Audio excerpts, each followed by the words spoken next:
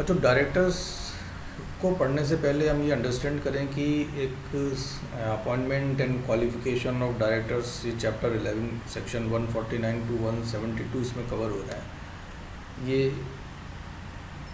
Companies act के अंदर एक अलग चैप्टर क्यों बना दिया इनके लिए, और इतने सेक्शंस इनके डायरेक्टर के अपॉइंटमेंट, इनके क्वालिफिकेशन, रिमूवल, सब कुछ कंपनीज एक्ट में एक नया प्रोविज़न बनाकर कंट्रोल किया गया है। तो डायरेक्टर्स में तो बड़ा इम्पोर्टेंट पर्सन हो गया, लेकिन इसकी रिक्वायरमेंट ऐसी क्यों आई? अच्छा, इसको इस चीज़ को आप ऐसे देखें कि जैसे मान लीजिए कंपनी क्या हो गई, जैसे इनकॉर्पोरेट होती है कंपनी, और इनकॉर्पोरेट होने के बाद में कंपनी एक सेपरेट लीगल एंटिटी हो जाती है और आर्टिफिशियल जुरिडिकल पर्सन, जिसका अपना कोई बॉडी नहीं, जिसका अपना कोई माइंड और सॉल नहीं। तो वो कंपनी किसके थ्रू एक्ट करती है? वो करती है डायरेक्टर्स के थ्रू। बोर्ड ऑफ डायरेक्टर्स उस कंपनी का एक तरीके से माइंड एंड सॉल है। अब पॉइंट ये है कि जैसे मान लो दो पर्सन है आपके, हम यहाँ देखें ए और बी, और ये एक जो पर्सन बी है, ये जो भी काम करता है ऑन बिहाफ ऑफ ए कर रहा है, और उस पे उसके हर काम के लिए ये बाइंडिंग कौन हो जाता है? ए बाइंड हो जाता है। ए की लायबिलिटी हो जाती है। काम तो बी कर रहा है, लेकिन लायबिलिटी किसकी बन रही है? ए की हो रही है। हर काम के लिए रेस्पॉन्सिबल कौन हो रहा है? ए हो रहा है। अगर बी कोई फ्रॉड या गलत काम करता है तो रेस्पॉन्सिबल कौन होगा? ए होगा। अब इस केस के अंदर ये आप रिलेशनशिप अगर आप ध्यान रखें तो प्रिंसिपल और एजेंट वाली रिलेशन है, लॉ ऑफ एजेंसी। अब ऐसे केस में ये ज़रूरी है कि बी के एक्शन को कंट्रोल किया जाए। अगर ये यहीं कंपनी के रूप में हम देखें तो ये डायरेक्टर हुआ, और ये आपका अगर मान लो एक कंपनी है और ये आपके डायरेक्टर है, तो डायरेक्टर्स को अगर कंट्रोल किया जाए तभी कंपनी के जो इंटरेस्ट हैं उनको प्रोटेक्ट आप कर सकते हैं। अदरवाइज़ क्या होगा कि डायरेक्टर्स फ्रॉड करके चले जाएंगे, वो तो बच निकलेंगे, लेकिन कंपनी रह जाएगी, जिम्मेदारी कंपनी में आ जाएगी। बट कंपनी तो एक आर्टिफिशियल जुरिडिकल पर्सन है, आप उसका कुछ कर नहीं सकते, उसके एसेट्स वगैरह ले लो, इससे ज़्यादा कुछ नहीं होगा, डायरेक्टर बच जाएंगे। तो जो सफ़र करेगा वो करेगा जो कंपनी से, जो थर्ड पर्सन कंपनी को डील कर रहा है। कंपनी के इंटरेस्ट को प्रोटेक्ट करने के लिए ये ज़रूरी है कि कंपनी में के डायरेक्टर्स के से रिलेटेड प्रोविज़न्स बनाए जाएँ, डायरेक्टर को कंट्रोल किया जाए, और यही रीज़न है उसकी वजह से एक इनके अपॉइंटमेंट, इनकी क्वालिफिकेशन को एक अलग चैप्टर में कंपनी एक्ट में प्रोविज़न बना करके लॉ ने कंट्रोल किया है। लेजिस्लेटिव बॉडी जो कि पार्लियामेंट है, इस केस में पार्लियामेंट ने इस पॉइंट ऑफ व्यू से जो डायरेक्टर्स को कंट्रोल किया है, जिससे कि थर्ड पर्सन जो है वो जो कंपनी से डील करता है वो सफ़र ना करे। डायरेक्टर्स की स्टडी करेंगे में कई से पहले हम ये देखें टाइप ऑफ डायरेक्टर, कितने टाइप के डायरेक्टर्स होते हैं। जैसे आपके एडिशनल डायरेक्टर हो गए, अल्टरनेट डायरेक्टर हो गए, इंडिपेंडेंट डायरेक्टर्स हैं, वुमेन डायरेक्टर्स हैं, executive directors, non executive directors. तो इन डायरेक्टर्स की जब बोर्ड में अपॉइंट होने के बाद में इनकी राइट्स और ऑब्लिगेशन में कोई चेंज नहीं होता, सब सेम है, बट इनका अपॉइंटमेंट और रोल डिफरेंट है। तो अभी आज हम इसमें देखेंगे एडिशनल डायरेक्टर। सो एडिशनल डायरेक्टर को हम स्टडी करते हैं आज, फिर नेक्स्ट वीडियोस में हम एडिशनल डायरेक्टर और इंडिपेंडेंट डायरेक्टर को देखेंगे। तो बच्चों, एडिशनल डायरेक्टर को समझने के लिए एडिशनल डायरेक्टर आपको कवर होता है आपका सेक्शन 161 में। सेक्शंस आपको याद रखना बहुत ज़रूरी है एग्ज़ाम में। अगर आप अच्छा स्कोर करना चाहते हैं तो डायरेक्टर्स को जो इम्पोर्टेंट चैप्टर्स हैं उनके सेक्शंस तो आपको स्पेशली याद होने चाहिए। डायरेक्टर, ये सेक्शन आपका है सेक्शन 161 सबसेक्शन 1। डायरेक्टर का अपॉइंटमेंट कौन करेगा बच्चों? डायरेक्टर का अपॉइंटमेंट करेगा board of directors. Board of director एक बोर्ड रेजोल्यूशन पास करके अपॉइंटमेंट कर सकते हैं, लेकिन अपॉइंटमेंट करने से पहले दो रिक्वायरमेंट है, दो कंडीशन है, वो फुलफिल होनी चाहिए। तो दो कंडीशंस कौन कौन सी हैं? एक तो आर्टिकल्स ऑफ द कंपनी के अंदर ये प्रोविज़न होना चाहिए कि बोर्ड ऑफ डायरेक्टर्स जो है वो एडिशनल डायरेक्टर को अपॉइंट करेंगे, और सेकंड ये है कि कंपनी की किसी जनरल मीटिंग में एक पर्सन जिसको एज ए डायरेक्टर अपॉइंट करने का प्रपोजल आया हो और शेयर होल्डर्स ने उसको रिजेक्ट कर दिया हो, तो ऐसे पर्सन को बोर्ड ऑफ डायरेक्टर अपने एडिशनल डायरेक्टर के रूप में अपॉइंट नहीं कर सकते। इट मीन्स ये हुआ कि बैकडोर एंट्री नहीं कर सकते। यहाँ पे ये पॉइंट एक बार फिर मैं आपको अंडरलाइन कर दूँ, डायरेक्टर वर्ड के आगे एडिशनल लगने से डायरेक्टर की राइट्स और ऑब्लिगेशन में कोई चेंज नहीं है, सिर्फ इनकी अपॉइंटमेंट जो है वो अलग अलग तरीके से है और इनकी अपॉइंटमेंट और इनकी जो कंडीशंस हैं वो डिफरेंट है। यहाँ पर एडिशनल डायरेक्टर का अपॉइंटमेंट बोर्ड ऑफ डायरेक्टर कराइए। यहाँ पर अब एक रिक्वायरमेंट ये आती है कि कंडीशन सेकंड पॉइंट ये आता है कि डायरेक्टर एडिशनल डायरेक्टर के अपॉइंटमेंट की रिक्वायरमेंट आखिर क्यों आई है, नीड और to appoint additional director. Additional director appoint करने के लिए कंपनी को समटाइम्स क्या है कि कोरम की रिक्वायरमेंट हो सकती है। जैसे मान लो सपोज करो बोर्ड में एकदम रेजिग्नेशन से एक सिचुएशन क्रिएट हो गई, तो कि बोर्ड अपने में कोरम ही नहीं है, कोरम नहीं है तो बोर्ड जो भी रेजोल्यूशन पास करेगा इवन वो मीटिंग भी नहीं कॉल कर सकता। तो उस केस में एक कंपनी क्या जो है एडिशनल डायरेक्टर अपॉइंट करके ऐसी जो है उस कॉरम को फुलफ़िल कर सकता है, कॉलम की जो रिक्वायरमेंट है उसको फुलफ़िल किया जा सकता है। ये केस में भी ये जो है Maharashtra power development corporation limited और Dabhol power company and others Bombay high court का केस है। वैसे डायरेक्टर्स के ऊपर तो काफ़ी केस हैं, ये केस आपके सिलेबस में कवर है। इस केस में जो बॉम्बे हाई कोर्ट ने जो एडिशनल डायरेक्टर्स का अपॉइंटमेंट बीओडी ने किया है उसके अपॉइंटमेंट को वैलिड माना है। तो कंपनी कोरम के लिए भी कर सकती है, तो अपॉइंटमेंट आपका हो गया कोरम के थ्रू, ठीक है। नेक्स्ट एक पॉइंट है कि कंपनी मान लीजिए किसी नए स्पेशलाइज्ड फील्ड में एंटर कर रही है, डिफरेंट फील्ड में एंटर कर रही है, उस फील्ड में उसको एक स्पेशलाइज्ड नॉलेज वाले पर्सन की रिक्वायरमेंट है। तो कंपनी ऐसे अगर किसी पर्सन को अपने बोर्ड में शामिल करना चाहे तो as a additional director appoint कर सकती है। थर्ड कंडीशन ये है कि थर्ड जो एक पॉइंट है नीड की भी क्यों करेगी वो कि समटाइम्स कंपनी जो है गवर्नमेंट सीनियर गवर्नमेंट लेवल पे जो रिटायर पर्सन होते हैं उनको अपने बोर्ड में शामिल करना चाहती है। जो सेक्रेटरी लेवल या सेंट्रल गवर्नमेंट में इतने सीनियर ब्यूरोक्रेट्स होते हैं, उनका एक्सपीरियंस, उनका जो नॉलेज और नेटवर्क होता है वो काफ़ी बड़ा होता है।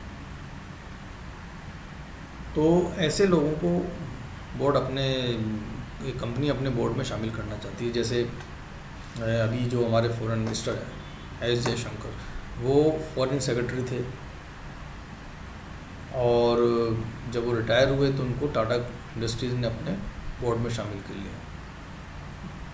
जनरली इंडिया में जितनी कई सारी कंपनीज़ हैं जिनका मल्टीनेशनल कंपनीज़ हैं, जिनका बाहर बहुत अदर कंट्रीज़ में जिनका बिज़नेस है, तो इस तरीके से जो ब्यूरोक्रेट्स जब रिटायर होते हैं तो वो अपने साथ में ना केवल बहुत सारा एक्सपीरियंस भी होता है उनके पास में, उनका नेटवर्क भी होता है और ऑल ओवर वर्ल्ड में जब ये रह चुके होते हैं, कई सारी कंट्रीज़ में एज ए डिप्लोमेट ये रहे हैं, एम्बेसडर के रूप में रहे हैं, तो इनका एक्सपीरियंस और नॉलेज और वहाँ पे उनका नेटवर्क काफ़ी काम करता है। तो इनको अपॉइंट करने के लिए कंपनी किसी जनरल मीटिंग का वेट नहीं कर सकती। तो उस केस में कंपनी क्या करती है, इनको as a additional director appoint कर लेती है और बाद में जब जनरल मीटिंग कॉल करके इनको रेगुलाइज कर सकती है। यहाँ पे मैं आपको बताऊँ आगे जो है लिस्टेड कंपनीज़ के लिए एक रिक्वायरमेंट है कि उसको सेबी एलओडीआर रेगुलेशंस के अंदर लिस्टेड कंपनी जो है उसको वैसे भी उसको 3 मंथ के पीरियड के अंदर उसको रेगुलाइज करना होता है, जिसको हम आगे भी देखेंगे। एक एडिशनल डायरेक्टर को जब हमने अपॉइंट किया तो एडिशनल डायरेक्टर का टेन्योर कितना होगा, तो एडिशनल डायरेक्टर का टेन्योर आपका हो गया मान नेक्स्ट एजीएम तक, और लास्ट डेट ऑन विच जो कंपनी का एजीएम हो जानी चाहिए। इसके लिए आप रेफ़र करेंगे सेक्शन 96 को। सेक्शन 96 के अंदर अगर जो कंडीशंस हैं वो आपको यहाँ पे ध्यान रखनी होंगी कि एक तो 6 मंथ के पीरियड में एजीएम हो जानी चाहिए, 2 एजीएम के बीच में 15 मंथ का गैप नहीं होना चाहिए। उस पॉइंट ऑफ व्यू से जो लास्ट डेट है, अगर नेक्स्ट एजीएम हो जाती है तो ठीक है, और अगर एजीएम नहीं होती है तो जो लास्ट डेट है उस डेट तक एडिशनल डायरेक्टर का टेन्योर रहेगा, वैलिड रहेगा। ये जो लिस्टेड कंपनीज़ का मैं बता रहा था, तो लिस्टेड कंपनीज से भी एलओडीआर रेगुलेशंस, ये 2021 का अमेंडमेंट है जो कि 1 जनवरी आपका 2022 से ये विद इफ़ेक्ट फ्रॉम एप्लीकेबल हो गया। और रेगुलेशन 17(1)(c), उसमें रिक्वायरमेंट ये है कि अगर कंपनी ने एडिशनल डायरेक्टर को अपॉइंट किया है तो वो एडिशनल डायरेक्टर का अपॉइंटमेंट को शेयर होल्डर से अप्रूवल लेगी नेक्स्ट जनरल मीटिंग में या 3 मंथ में। अगर नेक्स्ट जनरल मीटिंग 3 मंथ में हो रही तो ठीक है, नहीं तो 3 मंथ में मैं उसको शेयर होल्डर से अप्रूवल लेना ही लेना है। दैट मीन्स अगर मान लो एक कंपनी का इसका 1 मई को कंपनी अपॉइंट करती है, फ्रॉम डेट ऑफ अपॉइंटमेंट है, फ्रॉम डेट ऑफ अपॉइंटमेंट 1 मई 2022 को करती है, तो 3 मंथ के अगर इसका काउंट अगर हो गया आपका जुलाई 31, अगर उससे पहले कंपनी को इसका जनरल मीटिंग कॉल करके, अगर जनरल मीटिंग उससे पहले हो जाती है तो ठीक है, नहीं तो उसको उससे पहले जो है 3 मंथ के पीरियड में शेयर होल्डर से अप्रूवल लेना है। The approval of appointment by the shareholders at the next general meeting or within 3 months from the date of appointment whichever is earlier, जो पहले हो जाए। जनरल मीटिंग अगर पहले हो जाती है तो जनरल मीटिंग में, नहीं तो 3 मंथ में एक मीटिंग कॉल करके ही करना है। एडिशनल डायरेक्टर का अपॉइंटमेंट क्या रेजोल्यूशन बाय सर्कुलेशन से हो सकता है बच्चों? तो ये हो सकता है। लॉ में इस तरीके कोई भी प्रोहिबिशन नहीं है कि कंपनी जो है एडिशनल डायरेक्टर का अपॉइंटमेंट रेजोल्यूशन बाय सर्कुलेशन नहीं कर सकती। जैसे कि एक कैजुअल वैकेंसी के केस में, उसमें आपको मीटिंग में ही डायरेक्टर का अपॉइंटमेंट करना है। अगर कैजुअल वैकेंसी होती है और डायरेक्टर का अपॉइंटमेंट करना है तो वो आपको मीटिंग में करना है। यहाँ तक मैं सोचता हूँ आपको यू गॉट इट। यहाँ तक इम्पोर्टेंट पॉइंट अब जो ध्यान रखने के सेक्शन 161 सबसेक्शन 1 ये आपका है, एंड 2 पॉइंट्स ये हैं जो आपको याद रखने हैं, जो एग्ज़ाम पॉइंट ऑफ व्यू से इम्पोर्टेंट है। और ये जो सेबी एलओडीआर रेगुलेशन ये लिस्टेड कंपनीज़ के लिए है, ये अमेंडमेंट 1 जनवरी 2022 से, तो एग्ज़ाम पॉइंट ऑफ व्यू से भी ये इम्पोर्टेंट है, जिसमें आपको याद रखना है कि नेक्स्ट जनरल मीटिंग और 3 month which ever is earlier में कंपनी को अपने एडिशनल डायरेक्टर, अगर उसने लिस्टेड कंपनी ने अपॉइंट किया है तो उसका अप्रूवल शेयर होल्डर से लेना है। नेक्स्ट पॉइंट को देखते हैं हम, वो है कि मैक्सिमम लिमिट, कि क्या शेयर एडिशनल डायरेक्टर्स जो है वो मैक्सिमम लिमिट में काउंट होते हैं। तो अगर मान लीजिए कंपनी में डायरेक्टर्स, नंबर ऑफ डायरेक्टर्स हैं आपके 15, और अगर कंपनी एक एडिशनल डायरेक्टर को अपॉइंट करना चाहे तो क्या कर सकती है? कंपनी नहीं कर सकती जब तक कि कंपनी एक एसआर पास नहीं करेगी। एसआर पास करके इस लिमिट को इंक्रीज़ करे 16 पर, क्योंकि सेक्शन 149 सबसेक्शन 1 में ये मैक्सिमम लिमिट 15 है, लेकिन साथ में ये एक राइट प्रोवाइजो भी है कि कंपनी चाहे तो एक एसआर पास करके इस लिमिट, मैक्सिमम लिमिट को इंक्रीज़ कर सकती है। ये सेक्शन 149 सबसेक्शन 1 में दे रखा है। तो कंपनी के एडिशनल डायरेक्टर की जो काउंटिंग है में एडिशनल डायरेक्टर आपका मैक्सिमम डायरेक्टर की काउंटिंग में काउंट होगा, ये आपको ध्यान रखना है। बट यहाँ पे एक पॉइंट में साथ साथ और बताना चाहूँगा कि सेक्शन आपको 152 सबसेक्शन 6 ये बात करता है रिटायरमेंट ऑफ डायरेक्टर की, ठीक है। तो इसमें यह कि अगर रिटायरमेंट ऑफ डायरेक्टर्स, ठीक है, ये पॉइंट यहाँ तक तो क्लियर है आपको।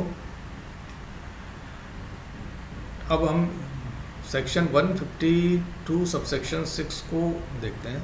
उसमें रिटायरमेंट ऑफ डायरेक्टर का है। रिटायरमेंट ऑफ डायरेक्टर, अगर कंपनी के आर्टिकल्स में ऑल डायरेक्टर्स का रिटायरमेंट नहीं है तो डायरेक्टर्स का रिटायरमेंट कैसे होगा? डायरेक्टर्स का रिटायरमेंट होगा रोटेशनल डायरेक्टर्स जो है रोटेशनली रिटायर होंगे। और उसमें रोटेशनल डायरेक्टर्स की कैलकुलेशन आपकी होगी वो 2/3 of total number of directors.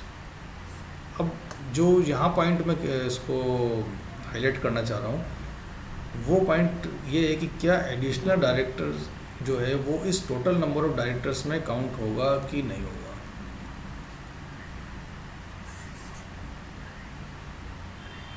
बच्चों, टोटल नंबर ऑफ जो ये डायरेक्टर्स हैं, इन डायरेक्टर्स में कौन कौन काउंट नहीं होता है? एक तो एडिशनल डायरेक्टर काउंट नहीं होते हैं, सॉरी इंडिपेंडेंट डायरेक्टर काउंट नहीं होते हैं, और एडिशनल डायरेक्टर भी काउंट नहीं होते हैं। ये दोनों काउंट नहीं होते हैं। इसलिए जब हम रोटेशनल डायरेक्टर की कैलकुलेशन करेंगे तो टोटल नंबर ऑफ जो आपके डायरेक्टर्स होंगे वो आपके उस डायरेक्टर्स में आपके इंडिपेंडेंट डायरेक्टर और एडिशनल डायरेक्टर अगर हैं कंपनी के तो उसको हम निकाल दें। फॉर एग्जांपल हम लेते हैं कि एक कंपनी में मान लीजिए जो डायरेक्टर्स हैं वो टोटल डायरेक्टर्स आपके जो है वो डायरेक्टर्स आपके कितने हैं कंपनी में? मान लीजिए 13 है, ठीक है। अब आपका इंडिपेंडेंट डायरेक्टर आ गया, वो है आपका कितना? 2 है। एक आपका एडिशनल डायरेक्टर है और नॉमिनी डायरेक्टर जो है मैं लिखता हूँ नॉमिनी डायरेक्टर, वो भी 1 है। तो कंपनी में कितने डायरेक्टर उस एजीएम में रिटायर होंगे? Now that is the question कि अगर कंपनी में डायरेक्टर्स आपके 13 हैं, 2 इंडिपेंडेंट डायरेक्टर हैं, 1 एडिशनल डायरेक्टर है, 1 नॉमिनी डायरेक्टर है, तो कंपनी में डायरेक्टर्स कितने अपॉइंट होंगे? तो बच्चों इसमें डायरेक्टर्स हैं 13, इसमें माइनस हो जाएंगे 2 इंडिपेंडेंट डायरेक्टर, एक इसमें एडिशनल डायरेक्टर माइनस हो जाएगा, और एक जो है आपका माइनस नॉमिनी डायरेक्टर भी हो जाएगा। नॉमिनी डायरेक्टर भी काउंट नहीं होता है, तो इसमें आपके टोटल मिलाकर के 9 हो जाएंगे। और ये जो 2/3 होगा उसकी कैलकुलेशन इस तरीके से, आपके रोटेशनल डायरेक्टर्स आपके आरडी तो आपके इतने आ गए 9, और इसका 2/3 जो है ये तो आपके टोटल नंबर ऑफ डायरेक्टर्स आ गए, और इसका हम करेंगे तो 6 आपके रोटेशनल डायरेक्टर्स आ गए। और जो डायरेक्टर्स अपॉइंट होंगे, डायरेक्टर जो रिटायर होंगे, वो डायरेक्टर्स आपके रिटायर कितने होंगे उस एजीएम में? इसका 1/3 जो है रिटायर होगा। तो आपका जो डायरेक्टर्स रिटायर होंगे वो हो जाएंगे आपके 2 डायरेक्टर्स। तो कंपनी की उस एजीएम में कितने डायरेक्टर्स रिटायर हो रहे हैं? 2 डायरेक्टर्स आपके रिटायर हो रहे हैं। तो बच्चों, अब जो एक लास्ट पॉइंट मैं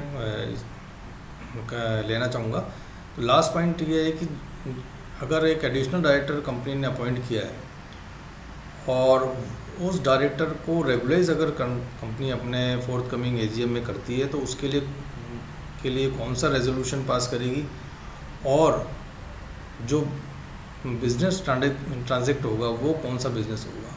तो डायरेक्टर्स का अपॉइंटमेंट नॉर्मली आप ऑर्डिनरी बिजनेस के रूप में लेते हैं एजीएम में, लेकिन ये एडिशनल डायरेक्टर का अगर वो रेगुलाइजेशन उस एजीएम में हो रहा है तो वो आपका कहलाएगा एक स्पेशल बिजनेस में, और इसके लिए कंपनी को ऑर्डिनरी रेजोल्यूशन पास करना होगा। तो ये आप यहाँ पर ध्यान रखने वाला पॉइंट है कि वो एक स्पेशल बिजनेस होगा और एक ऑर्डिनरी रेजोल्यूशन रिक्वायर्ड होगा अगर कंपनी अपने एडिशनल डायरेक्टर को एजीएम में रेगुलाइज करने जा रही है।